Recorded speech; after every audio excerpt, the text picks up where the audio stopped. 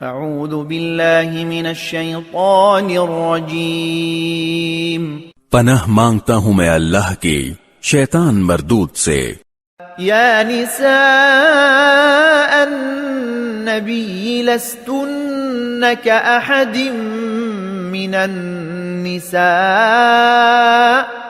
ان اتقیتن فلا تخضعن بالقول فيطمع الذي في قلبه مرض وقلن قولا معروفا۔ اے نبی کی بیویو، اگر تم تقوی اختیار کرو تو تم عام عورتوں کی طرح نہیں ہو، لہذا تم نزاکت کے ساتھ بات مت کیا کرو۔